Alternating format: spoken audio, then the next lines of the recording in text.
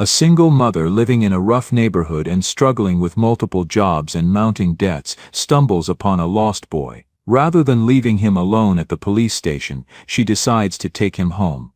Unbeknownst to her, the boy's father is a powerful CEO, and his gratitude transforms her life in ways she never imagined. Before we dive into this, let us know where you're watching from. Drop a comment below. Shanice walked across the cracked asphalt, the light weight of her grocery bag, a gallon of milk, a loaf of bread, barely enough to last until Friday. Her worn purse tugged against her shoulder, reminding her of the mounting bills and overdue rent. The neighborhood was eerily quiet, save for the wind rustling through the trees, but today something felt different, heavy in the air, making each step seem more significant. She was exhausted, juggling late shifts at the convenience store, cleaning jobs and a car on its last legs, yet she kept her focus ahead, surviving one day at a time. But then she saw him. A small figure, hunched on the curb near the entrance to the store, shoulders shaking with quiet sobs. A little boy no more than 6, with light skin and brown curls, wrapped in a navy blue jacket that seemed too crisp and new for this rundown neighborhood.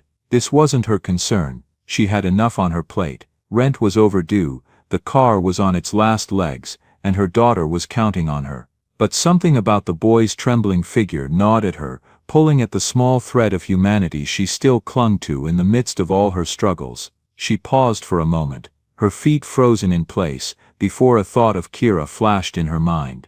If it were her daughter sitting there, eyes swollen with fear, would she want a stranger to just walk by? This wasn't her concern. Rent was overdue, bills were piling up, and her car was on its last legs. She had her own battles. But then she thought of Kira. If it were her daughter sitting there, eyes swollen with fear, would she want a stranger to just walk by? She crouched a few feet away, keeping her voice gentle. "Hey sweetheart, you okay?" The boy flinched, curling into himself, his wide eyes filled with wary confusion. Shanice recognized that look, the cautious assessment she'd faced on construction sites where men judged her before she spoke, or in stores where security shadowed her too closely. Now it stared back from a white child's face at a black woman. She maintained her distance, hands visible, tone soft. "I won't hurt you, I promise. You look like you could use some help." He sniffled, lower lip quivering. "I can't find my daddy." Shanice nodded, choosing her words with care. "Okay, we'll figure it out." She pointed to a nearby bench. "Want to sit for a minute?" He hesitated, then nodded, wiping his eyes with his sleeve before following her. Shanice sat at the far end, giving him space as he composed himself. "What's your name?" "Christopher," he whispered.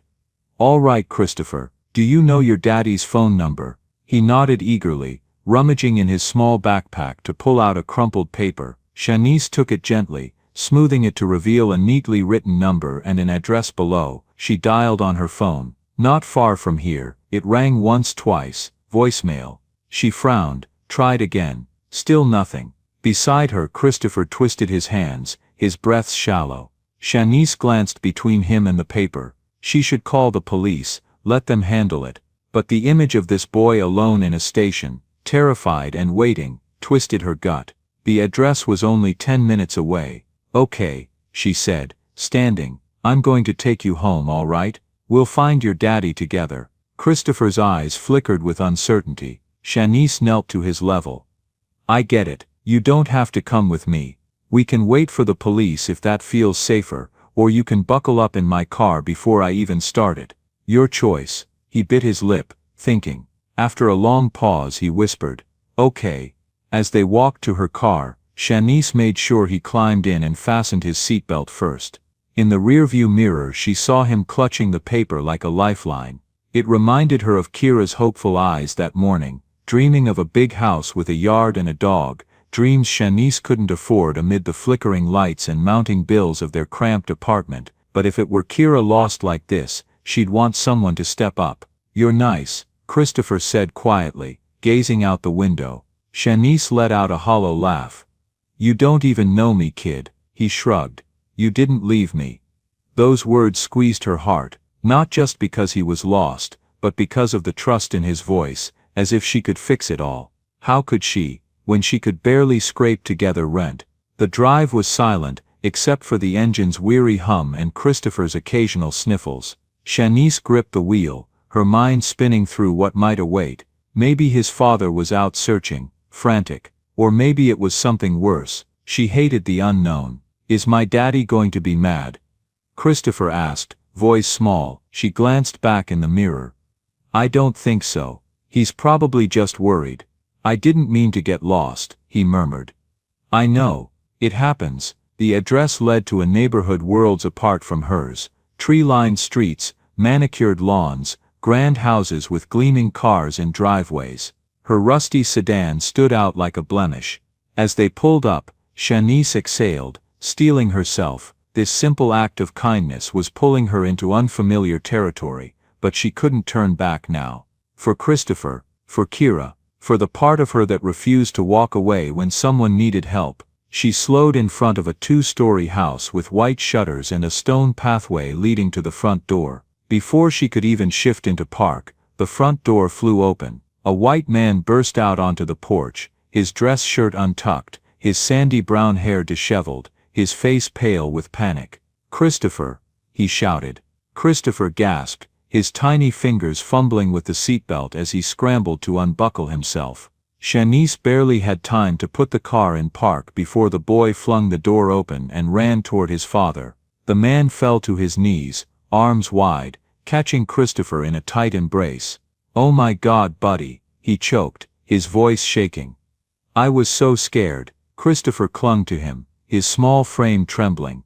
I couldn't find you, Daddy. The man pulled back just enough to cup his son's face, pressing frantic kisses to his forehead. I'm here. I'm here. He turned his head then, his gaze locking onto Shanice, and for a second, something flashed across his face. Relief, confusion, then something harder, something wary, the look she'd seen too many times before. A white man in an expensive neighborhood, looking at a black woman in a beat-up car, trying to calculate if she was help or threat. He stood slowly, keeping one arm wrapped around Christopher as he took a hesitant step forward. Shanice recognized the look immediately. It was the same look she got when she walked into certain stores, the same look some people gave her when she knocked on doors for cleaning jobs. That moment of hesitation, of calculation, like they weren't sure whether she was help or a problem. Her chest tightened, but she kept her expression neutral. She wasn't about to let this man make her feel like she had done something wrong. I found him outside a grocery store, she said, her voice even. He was crying. He had this. She pulled the crumpled piece of paper from her pocket and held it out. Tried calling. No answer. The man hesitated before reaching for it, his fingers brushing against hers as he took it. He glanced down, then back up at her. His jaw tightened. He exhaled sharply, rubbing his free hand over his forehead. I didn't even realize he was gone until I got home. I must have lost him in the parking lot while I was putting the bags in the car. I thought he was right behind me. His voice wavered, and for the first time, Shanice saw past the guarded expression. He was shaken, guilt settling into the lines of his face. It happens, Shanice said, though she wasn't sure why she felt the need to reassure him. Maybe because she knew what it was like to feel like you'd failed your kid. He swallowed hard, glancing down at Christopher, then back at her. Thank you, he said. The words slower this time, more careful. Really? I don't know what I would have done if. He shook his head, stopping himself. Shanice nodded once. No problem. She turned slightly, ready to head back to her car, but Christopher's small voice stopped her. Miss Shanice. She looked back at him. The little boy hesitated, then took a step toward her, his tiny fingers fiddling with the hem of his coat. Thank you for not leaving me. Something in her chest twisted. Shanice crouched down, leveling her gaze with his. You're welcome, kid. Christopher bit his lip, then suddenly reached forward, wrapping his arms around her neck in a quick but fierce hug. It caught her off guard, but before she could react, he pulled away and ran back to his father's side. The man, Christopher's father, watched them, something unreadable in his expression now. Then he shifted, standing up straighter. What's your name? Shanice Williams. He nodded slowly, like he was committing it to memory. I'm Jonathan Pierce. He hesitated, then added. If there's anything I can do to repay you, may I ask what you do for work, Miss Williams? The question caught her off guard. Why does that matter? It doesn't, he said quickly. You handled this situation with a lot of competence. The way you calmed Christopher down, the way you assessed the situation and made decisions. That takes a particular kind of problem-solving ability. Shanice's jaw tightened. I clean offices, stock shelves, whatever pays. Jonathan's expression shifted, something like recognition flickering in his eyes. Is that what you want to do? Does it matter what I want? The words came out sharper than she intended. It might. He pulled out his wallet, extracting a business card. I own a construction company, Pierce Developments. We're always looking for people with good judgment and work ethic. Shanice stared at the card, her heart pounding. Construction, the industry that had chewed her up and spit her out. You don't know anything about me. I know you could have walked past my son. I know you made sure he was safe, even though it cost you time, and probably money you don't have. I know you gave him choices instead of just taking over. He paused. And something tells me there's more to your story than stocking shelves. Shanice's throat tightened. She wanted to tell him about her training, about the dreams she'd buried, about the men who'd made her feel like she was nothing. But the words wouldn't come. Think about it, Jonathan said, pressing the card into her hand. If you're interested, call me, even if it's just to talk. Shanice turned without another word, walking back to her car. As she climbed in, she could still feel Jonathan's eyes on her, watching as she pulled away. By the time Shanice pulled into her usual parking spot outside her apartment, the afternoon shadows were growing longer. It was just after 3 o'clock when she finally made it home. She sat there for a moment, staring at the business card on her dashboard. Pierce Developments. She'd heard of them. They were one of the bigger contractors in the city, known for commercial and residential projects. The kind of company that wouldn't have given her the time of day 6 years ago when she was fresh out of tech school with stars in her eyes. 3 years at Henderson's Medical Supplies had given her a paycheck, but it had never given her purpose. Not the way construction work once had. Years ago, fresh out of a technical college program in construction management, Shanice had dreamed of building things that mattered. She'd completed an internship at a small construction firm, learned to read blueprints, understand load-bearing calculations, coordinate material deliveries. But the industry had chewed her up and spit her out before she'd even gotten started. Women don't belong on construction sites, one foreman had told her, loud enough for the whole crew to hear. You should be answering phones, not pretending you can do a man's job. When a senior project manager had blamed her for his own miscalculations on a warehouse project, claiming she'd corrupted the spreadsheets, the company had let her go without investigating. No references, no second chance, just the door and a reputation she couldn't shake in the tight-knit construction community. So she'd taken the administrative job at Henderson's. Safe, stable, soul-crushing. And when that company downsized 3 months ago, she'd been back to square one with nothing but cleaning jobs and late-night shifts at convenience stores to keep her and Kira afloat.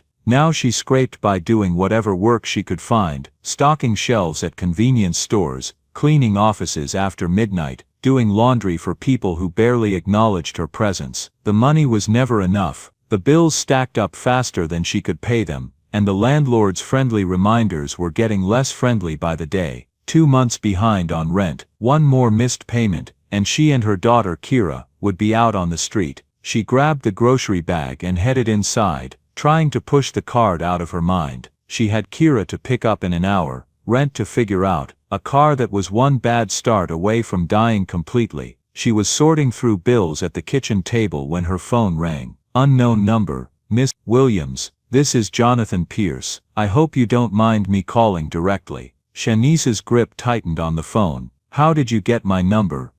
It was on the paper Christopher had. I apologize if that's intrusive. He paused. I wanted to follow up on our conversation. I did some research after you left. Her stomach dropped. What kind of research? The kind that tells me you completed a construction management program at Portland Technical College 6 years ago with honors. The kind that tells me you did an internship at Hartley Construction, and showed real promise, and the kind that tells me you left the industry abruptly with no clear reason why. Shanice's blood ran cold. You had no right. You're absolutely correct, he interrupted. And I apologize. But Miss Williams, I've been in this industry for 20 years. I know what happens to women who try to break in. I know about the harassment, the sabotage, the way one false accusation can end a career before it starts. She was silent, her heart pounding. I'm not offering you charity, Jonathan continued. I'm offering you a second chance at something you were good at, something you might have loved if the industry hadn't failed you. Why? The word came out harsh. Why would you do this for a complete stranger? Because 6 years ago, my company was smaller. We had a female project coordinator named Rachel Torres, brilliant woman. The crew made her life hell until she quit. I didn't stop it. I told myself it was just how the industry worked, that she needed to toughen up. His voice grew quieter. She left construction entirely. Last I heard, she was managing a retail store, completely wasting her talent. I've regretted not fighting for her ever since. Shanice closed her eyes. And you think giving me a job makes up for that? No, but it's a start. And Miss Williams, I've changed how I run my company since then. I have a zero-tolerance policy for discrimination and harassment. I have a female foreman, Rita Sanchez, who's tougher than anyone I've ever met and doesn't take shit from anyone. If you come work for me, you'll be walking into a different environment than the one you left. I don't have references, Shanice said quietly. Hartley made sure of that.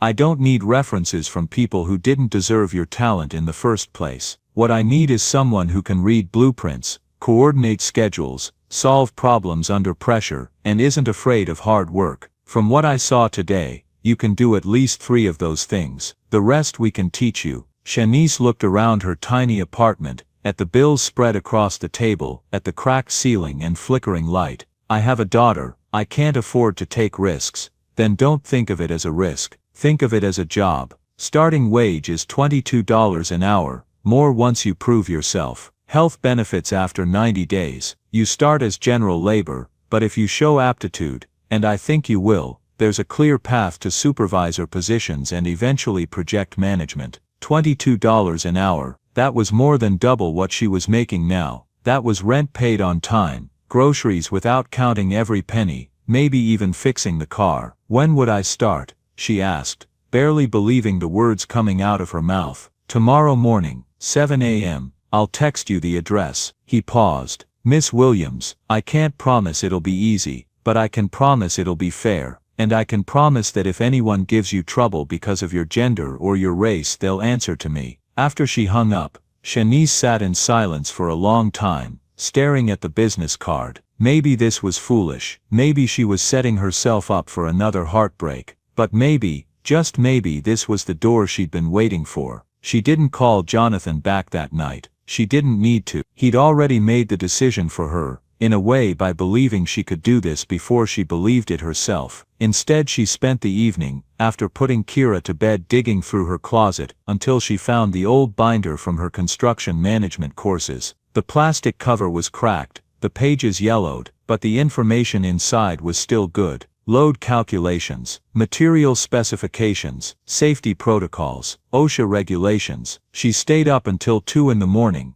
refreshing her memory, her heart pounding with equal parts terror and excitement. The next morning, Wednesday, October 5th, before the sun had fully risen, Shanice pulled into the construction site, her car groaning in protest as she parked near the rows of heavy machinery. The place was already alive with movement. Workers in hard hats shouting over the hum of equipment, the metallic clang of steel beams being hoisted into place, the rhythmic pounding of hammers echoing through the air. For the first time in 6 years, Shanice felt something she'd almost forgotten: belonging. She stepped out, adjusting her jacket against the crisp morning air, scanning the site, until she spotted a woman with short-cropped gray hair and sharp eyes barking orders near the supply shed. Rita Sanchez, it had to be. Shanice made her way over, stopping just short of the woman's personal space. Rita Sanchez. The foreman turned, her sharp eyes raking over Shanice with an assessing gaze that held no hostility, just professional evaluation. You Williams? Shanice nodded. Rita grunted. Jonathan says you used to work construction. That true? 6 years ago. I'm rusty. Rusty I can work with. Lazy I can't. Rita gestured toward a stack of lumber. You remember how to read a cut list? Shanice felt something unlock in her chest. Yeah, I remember. Good. Because we're behind schedule, and I need someone who can think, not just lift. You prove you can do both. We'll get along fine. The first day was brutal, but in a different way than she'd expected. Her muscles ached. That part was familiar. But no one catcalled her. No one made jokes about her being a woman. When she asked questions, people answered them straight. When she spotted an error in a framing measurement and pointed it out, the crew lead thanked her instead of getting defensive. By noon, her shirt was drenched with sweat despite the cool breeze. Her gloves caked in dust and grit. Rita walked over and handed her a bottle of water. You remember more than you think you do, the foreman said. Saw you checking those measurements. Good eye. It wasn't approval, not yet, but it was acknowledgement, and for Shanice that was enough. The days blended together. Wednesday, Thursday, Friday, then into the following week. Shanice showed up before dawn every morning, stayed until the light faded. She learned the names of the crew, the rhythm of the work, the unspoken rules of the site. By the end of the first 2 weeks, mid-October now, the skepticism from some of the other workers began to fade. She was always the first to arrive, the last to leave. She took on the worst jobs without complaint, asked questions when she didn't know something, and learned fast. Slowly, respect replaced doubt. Then came a Friday afternoon in late October, the 27th to be exact. The crew was wrapping up when Jonathan himself showed up at the site. He wasn't in a suit this time, just a button-down, with the sleeves rolled up, but he still carried that same air of quiet authority. He scanned the site before his gaze landed on Shanice. Walk with me, he said,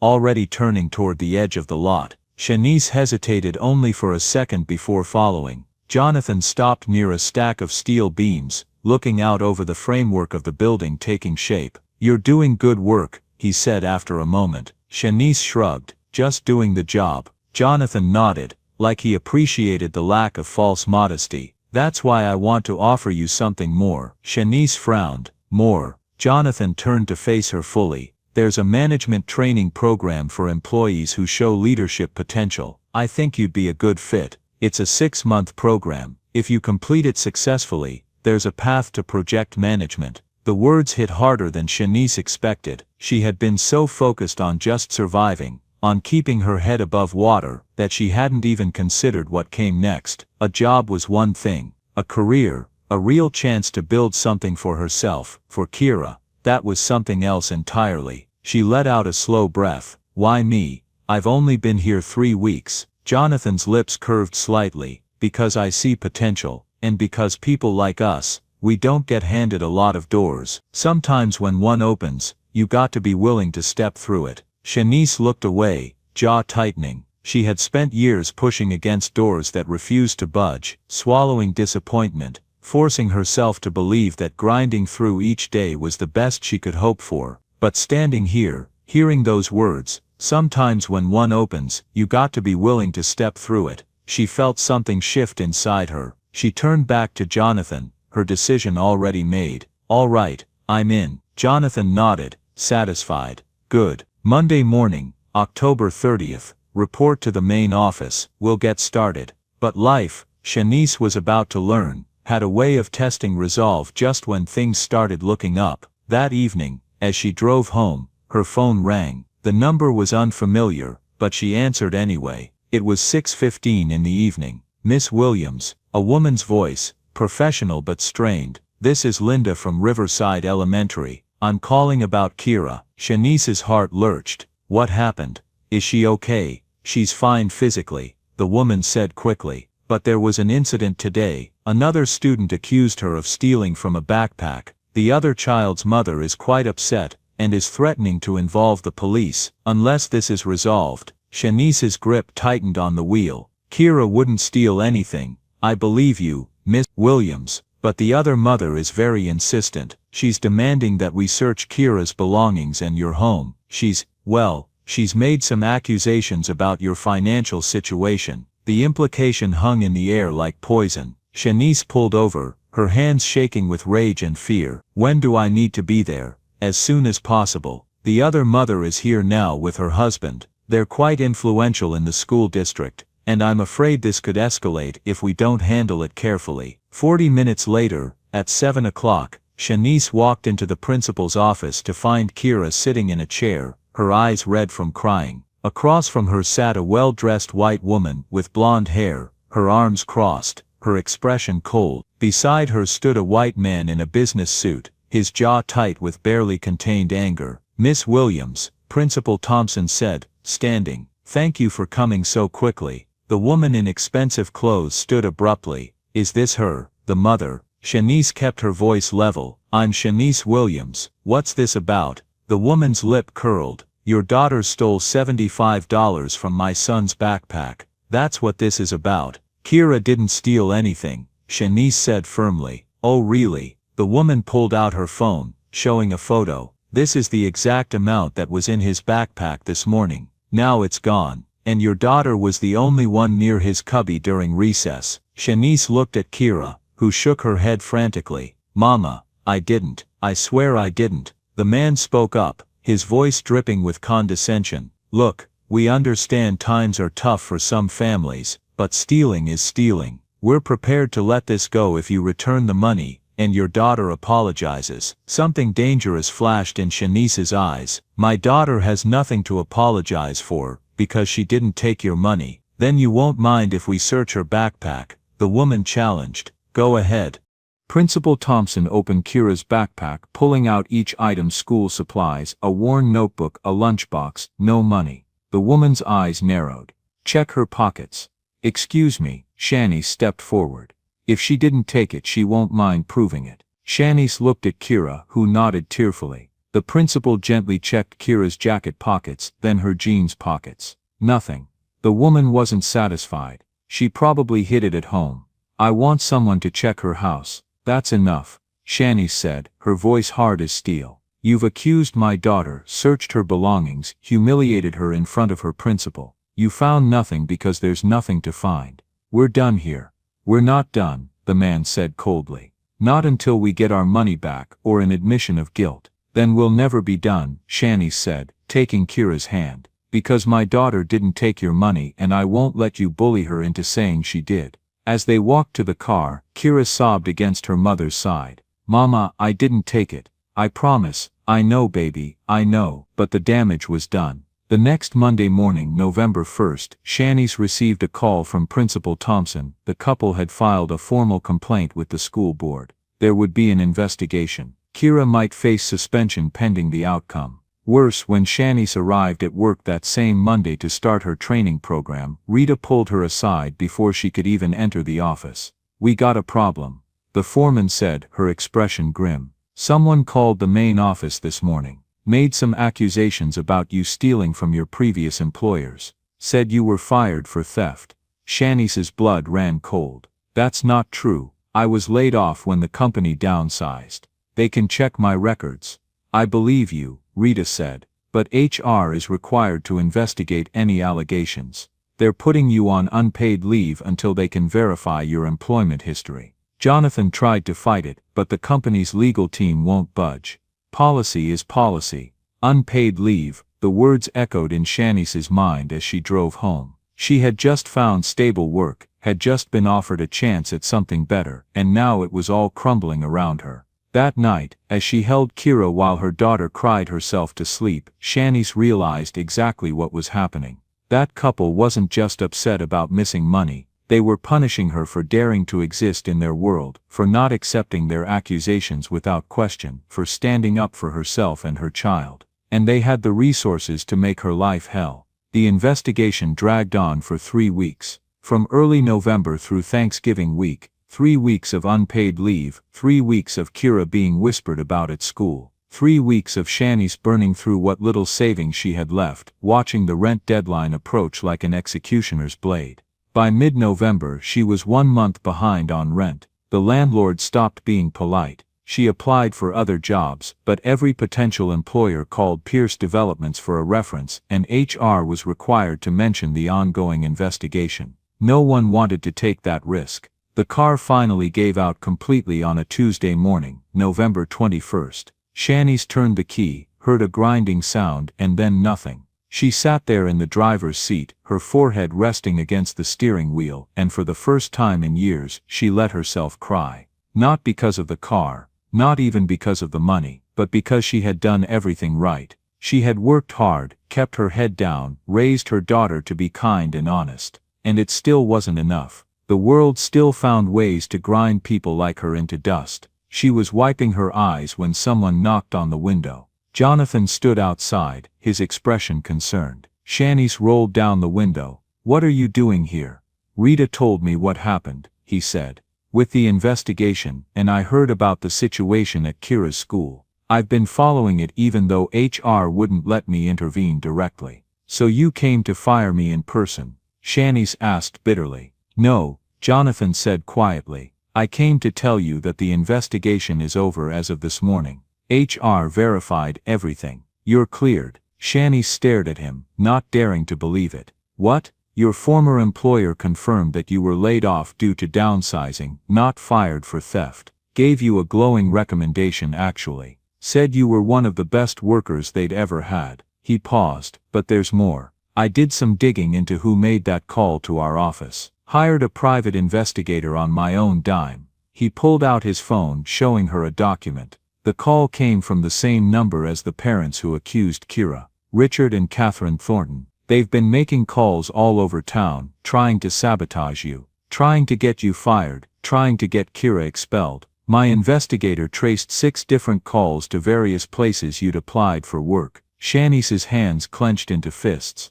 "Why? What did I ever do to them?" "You stood up to them," Jonathan said simply, "and people like that, they can't stand it when someone they consider beneath them refuses to bow, so they try to destroy them." He put his phone away. "But here's the thing, I also had my investigator look into the theft at the school. Turns out their son, Brandon, has a history of losing money and blaming other kids. 3 different incidents at his previous school in Connecticut. The parents always made it go away by throwing money and threats around. They transferred him here to Portland after the last school quietly asked them to leave. Can you prove it?" "Already did. Gave everything to Principal Thompson yesterday afternoon. The school board met in emergency session last night. They're dropping the investigation into Kira effective immediately. The Thorntons are being asked to withdraw their child and find another school. If they refuse, the district will pursue disciplinary action against Brandon for making false accusations." Shanice felt something break open in her chest. Relief, yes, but also something darker. Rage at how close they'd come to destroying everything. Rage at a system that had been so ready to believe the worst about her daughter. "Thank you," she managed, her voice thick. Jonathan nodded. "You can come back to work tomorrow, November 22nd.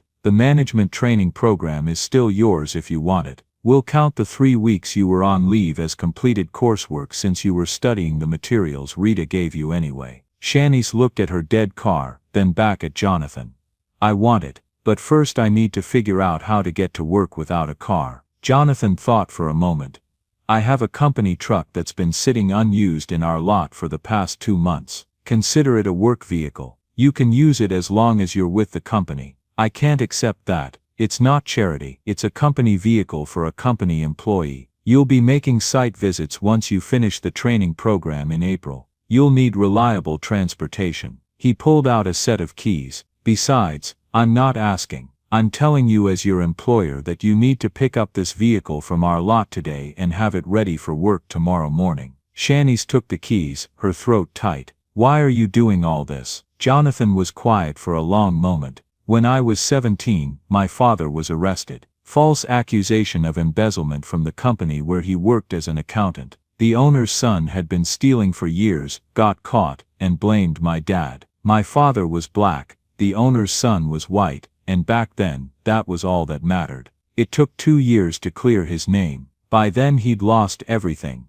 His job, his reputation, his savings from legal fees." Jonathan's jaw tightened. It broke him. He started drinking. Died of liver disease 5 years later. He was only 43 years old. He met her eyes. "I built this company on a promise that I would never let that happen to someone else if I had the power to stop it. When I saw what the Thorntons were doing to you and your daughter, I saw my father all over again. I couldn't save him, but I can help you." Shanice nodded slowly. understanding. I won't let you down. I know you won't. See you tomorrow at 7. That evening when Shanice picked up Kira from school in the company truck, her daughter's eyes went wide. Mama, is this ours? It's a work truck, Shanice explained. But yeah baby, we can use it. For the first time in weeks, Kira smiled. Really smiled.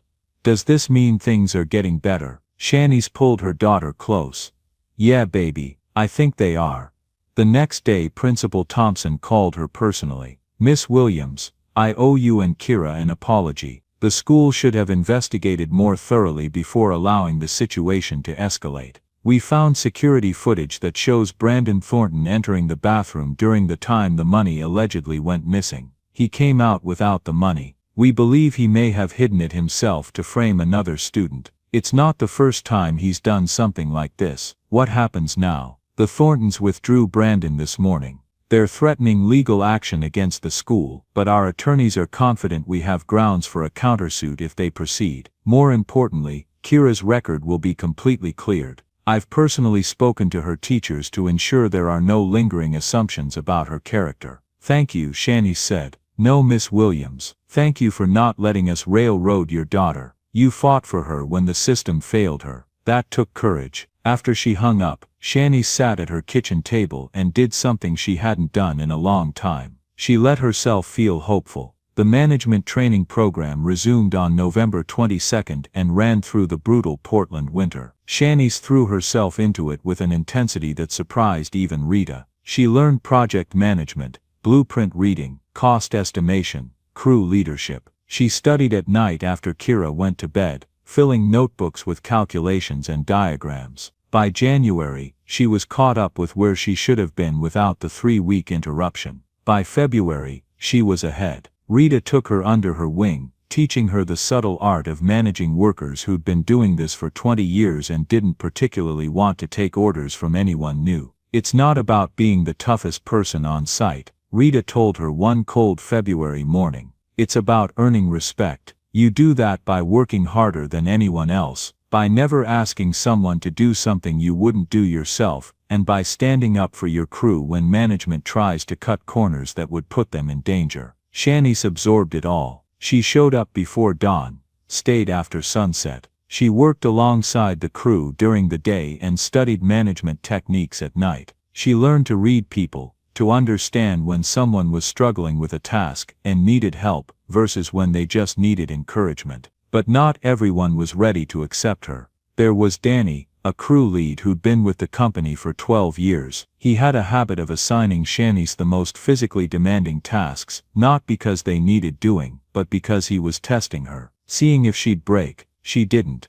There was Mike Larson, who would accidentally give her the wrong measurements or outdated blueprints, then act surprised when she caught the errors. After the third time, Shanice called him out in front of the whole crew. If you've got a problem with me, say it to my face, she told him, her voice carrying across the site. But stop playing games that waste everyone's time and could get someone hurt. Mike had backed down. The crew had noticed. Then there was the incident in March with the scaffold. Shanice was doing a safety inspection on the 3rd floor when she noticed something wrong with one of the scaffold connections. The pin wasn't fully seated. It looked secure at first glance, but under load it could fail catastrophically. She called over the scaffold supervisor, a man named Frank Delgado, who'd been in construction for 30 years. This connection isn't safe, she told him, pointing to the problem. The pin needs to be reset before anyone works on this level. Frank barely glanced at it. Looks fine to me. You worrying about nothing.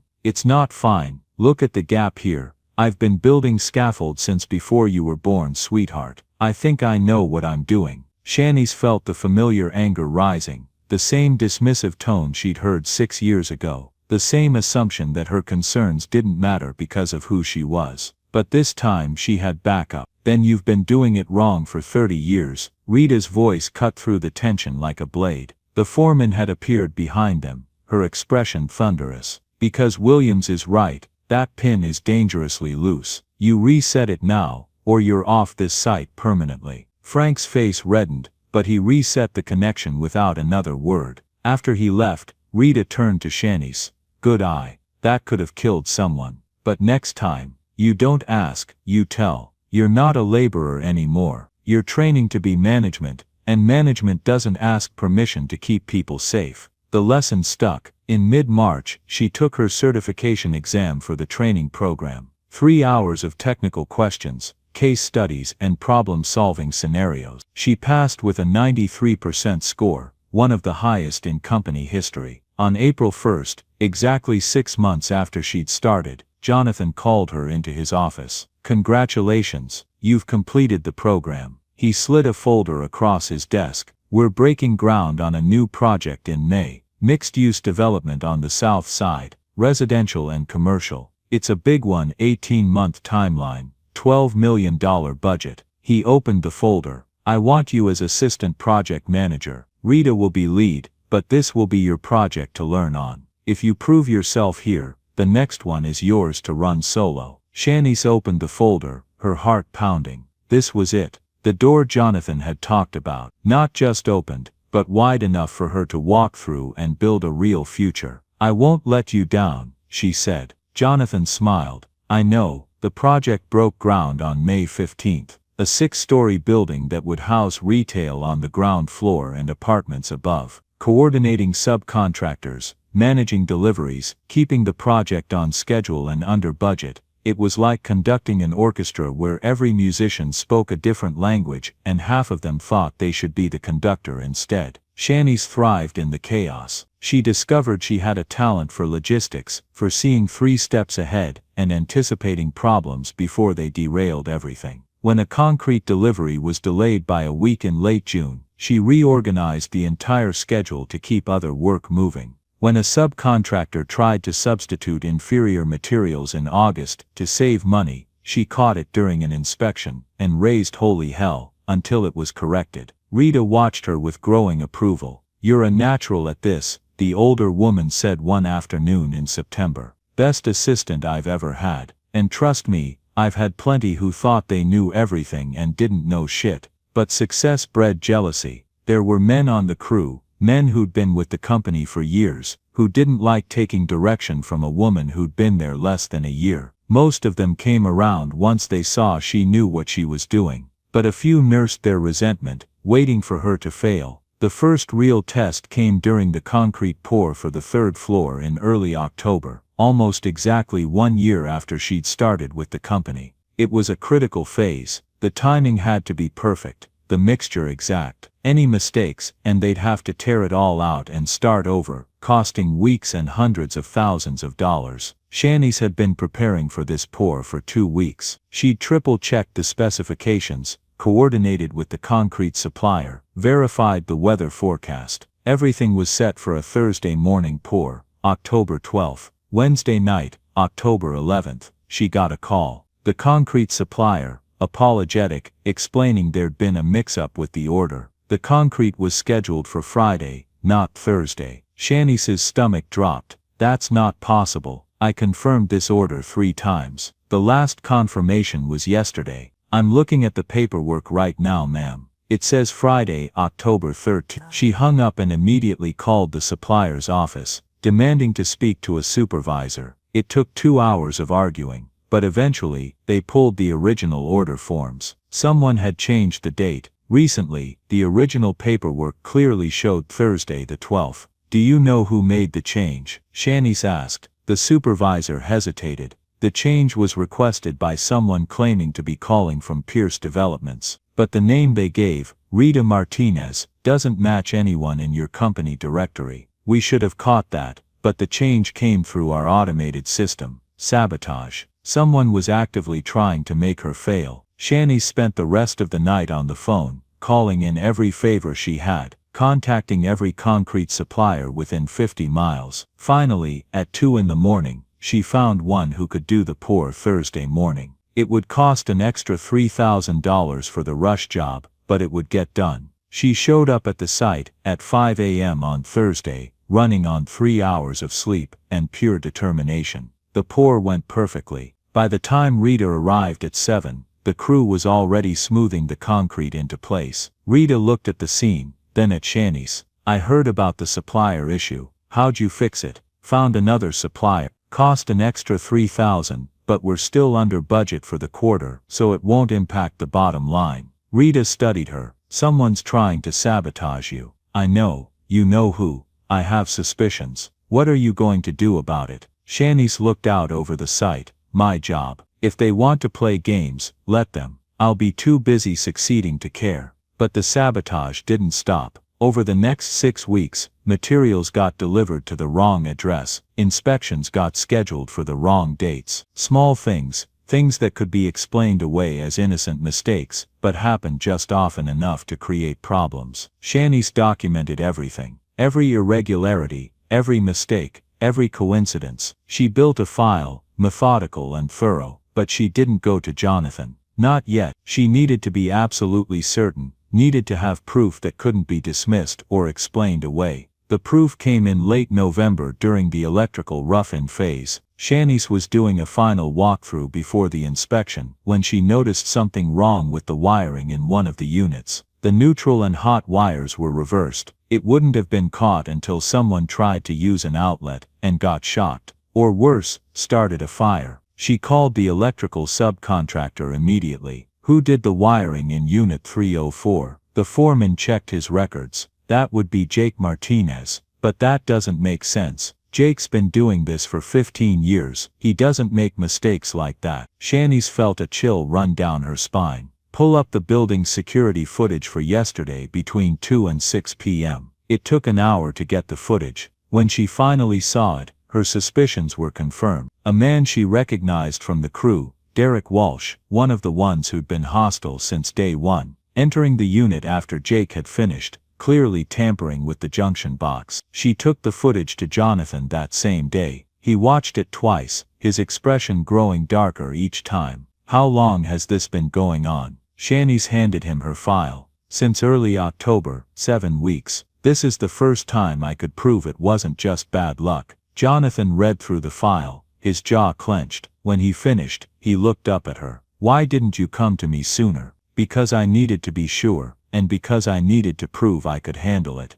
He nodded slowly. Derek Walsh has been with this company for 8 years. He's a decent worker when he wants to be, but he's also filed 3 complaints with HR about female supervisors over the years. We settled 2 of them quietly. He closed the file. That ends now. By the end of the day, Derek Walsh was fired. Not just fired, but blacklisted from every major construction company in the city. Jonathan made sure of it. The message was clear: you don't mess with Jonathan's people. The South Side project finished in early December of 2026, 2 weeks ahead of schedule, and $30,000 under budget. The 18-month timeline had been compressed to just under 17 months. The client was ecstatic. Pierce Developments got written up in the local business journal as one of the most reliable contractors in the region, and Shanice Williams got her own project. It was smaller than the Southside development, a renovation of an old warehouse into modern office space, but it was hers. Her name on the paperwork, her decisions, her responsibility. The timeline was 8 months with a $4 million budget. Kira, now 11 years old, stood beside her mother at the groundbreaking ceremony in January 2027, holding her hand tightly. "You're really in charge, Mama?" she asked, her eyes wide with wonder. "I really am, baby. That's so cool." Shanice squeezed her daughter's hand. They'd moved into a new apartment 8 months ago, in May of 2026. Nothing fancy, but it was clean, safe, in a good neighborhood. Kira had her own bedroom for the first time in her life. The fridge was always full. The electricity never got shut off. They weren't rich, probably never would be, but they were stable, secure. And that was something Shanice had never thought she'd be able to say. The warehouse renovation took exactly 8 months, finishing in September 2027, right on schedule, and $5,000 under budget. 8 months of 12-hour days, of solving problems, of learning what it meant to be the person everyone looked to for answers. Shanice made mistakes, plenty of them, but she learned from each one, adjusted, improved. When the project finished, Jonathan offered her a position as a full project manager. Salary of $75,000 a year, benefits, company vehicle, the whole package. "You've earned this 10 times over," he told her. "The question is, are you ready for it?" Shanice thought about the woman she'd been 3 years ago, sitting on that worn-out couch, head in her hands, wondering how she'd make rent, wondering if she'd ever be anything more than someone who scraped by doing whatever work she could find. That woman had been so tired, so scared, so certain that no matter how hard she worked, she'd never get ahead. But that woman had also been strong enough to help a lost little boy when she had nothing to gain and everything to lose. Strong enough to take a chance when opportunity knocked. Strong enough to keep fighting when people tried to tear her down. "Yeah," Shanice said, meeting Jonathan's eyes. "I'm ready." By December 2027, 3 years and 2 months after she'd found Christopher crying outside that grocery store, Shanice had saved enough for a down payment on a house. It was small, modest, but it had 3 bedrooms, a backyard, and room for a swing set. The closing happened on December 20th. She and Kira moved in on the day after Christmas. On New Year's Day 2028, Shanice stood at the window of her new house, watching Kira play in the backyard with their dog, a big golden retriever named Max, that they'd adopted from the shelter 2 weeks earlier. The house looked almost exactly like the one Kira had drawn in that art project 3 years ago. Not because Shanice had been trying to recreate it, but because sometimes when you worked hard enough and caught the right break, dreams had a way of becoming reality. Her phone rang. "Jonathan, got a big one," he said, without preamble. $20 million mixed-use development, 8-story building, commercial and residential. The client specifically requested you as project manager after hearing about your work on the warehouse project. Said they won't accept anyone else. Shanice smiled. "Send me the details. I'll look it over tonight." "You've come a long way, Williams. 3 years ago you'd never managed anything. Now clients are requesting you by name." "We both have." After she hung up, Kira ran inside, cheeks flushed from playing with Max. "Mama, can we make hot chocolate?" "Sure, baby." As they stood in the kitchen together, Kira mixing the chocolate, while Shanice heated the milk, her daughter looked up at her. "Mama, yeah, remember when we lived in that old apartment, and you used to look so sad all the time?" "When I was little," Shanice's chest tightened. "I remember. Are you happy now?" Shanice looked around their kitchen, at the fridge covered in Kira's artwork and school papers, at Max asleep in the corner, his tail thumping softly against the floor, at her daughter's bright, curious face, at the life they'd built together, piece by careful piece. "Yeah, baby," she said softly, "I really am." That night, after Kira had gone to bed, Shanice sat on her back porch, looking up at the stars. She thought about that October morning, 3 years and 2 months ago, when she'd almost walked past a crying little boy, because she'd been so wrapped up in her own problems. She thought about what might have happened if she had walked past, if she'd told herself it wasn't her problem, if she'd chosen the easier path. She would never know, and she was grateful for that, because the path she'd chosen, the harder one, the scarier one, had led her here, to a place where she could look at her daughter without feeling like she was failing her, to a career she was proud of, to a future that looked like something worth building. Life wasn't perfect. There were still hard days, still challenges, still moments when doubt crept in. But those moments were different now. They weren't about survival, they were about growth. And growth, Shanice had learned, was something you earned. Not through luck or shortcuts, but through showing up every day and doing the work, even when it was hard. Especially when it was hard. She pulled out her phone and opened her photos, scrolling to a picture from last week. She and Rita at a job site, both of them covered in dust, grinning at the camera. Behind them the warehouse they'd brought from blueprint to reality. Another photo, Kira at her school's art show in November, standing proudly next to a drawing of their new house. First place ribbon pinned to the frame. Another Jonathan at the last company meeting in December, announcing that Pierce Developments had been named one of the fastest growing construction companies in the state.